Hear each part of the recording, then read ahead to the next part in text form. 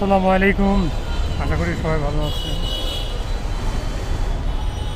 একটা জিনিস আপনাদের আজকে শেয়ার করি।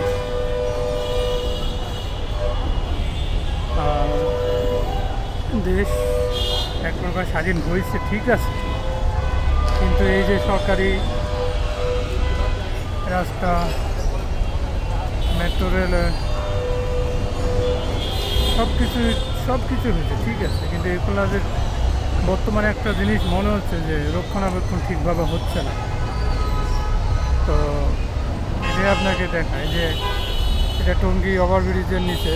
তো দেখেন, এটা যে আপনার উপরে ওঠার যে রাস্তাটা, তার জুলাই আন্দোলনের পরে থেকে যে বন্ধ আছে, এরপরে আর চালু হয়নি। এখন আবার জুন মাস চলে এসেছে। আসলে একটা বছর ধরে এই কাজগুলো বন্ধ আছে।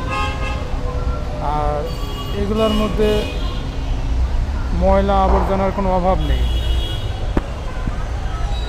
মানে এগুলো আসলে কবে নাগাদ যে আবার কাজ শুরু হবে।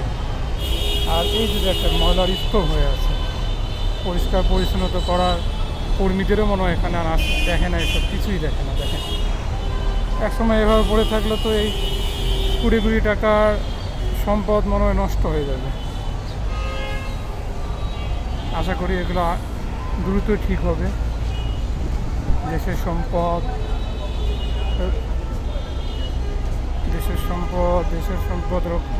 রক্ষণাবেক্ষণ ঠিকভাবে হলে দেশের জনগণের উপকার, এবং জনগণের টাকা দিয়ে তো এগুলো হচ্ছে। পুরো ওটার যে রাস্তাটা পুরোটাই একেবারে ময়লা আবর্জনা স্তূপ হয়ে আছে।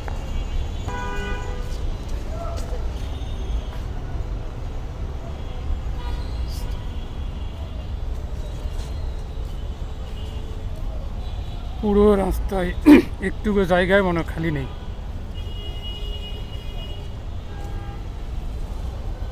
দেখেন কি অবস্থা। হ্যাঁ,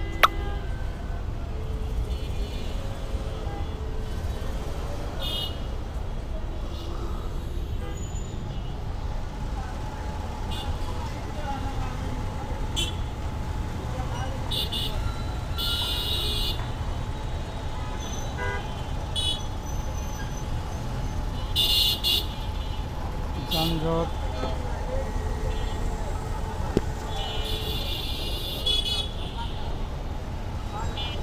কিছুই করার নেই।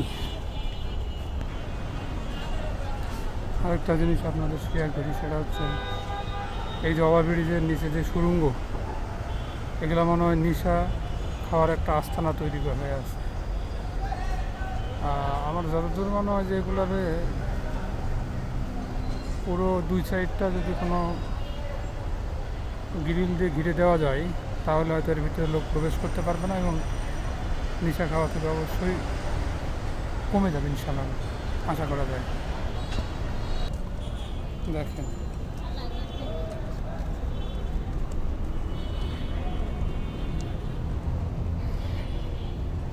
আর আবাসিক হোটেলের কার্ডের কোনো অভাব নেই।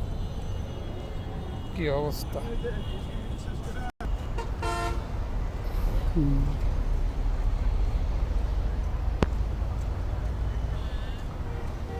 টঙ্গীর তুরাগ নদীর বেদেপল্লী।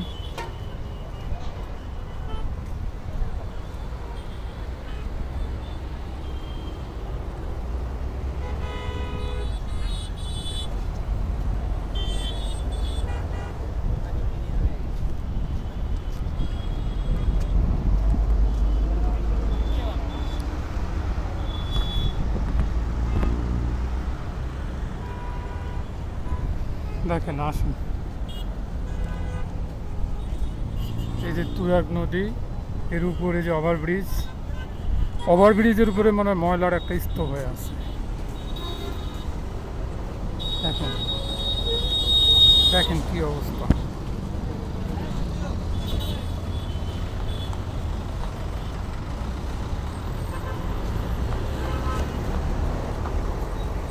এই কি ওভারব্রিজের অবস্থা!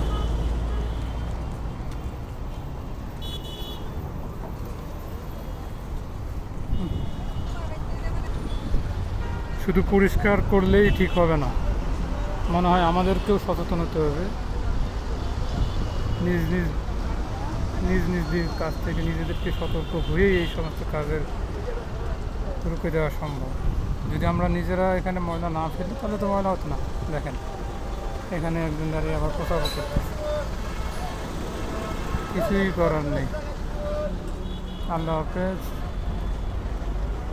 টঙ্গী তুরাগ নদীর পাড় থেকে বিদায় নিলাম। আমি সোহেল, ভালো থাকবেন। আল্লাহ হাফেজ।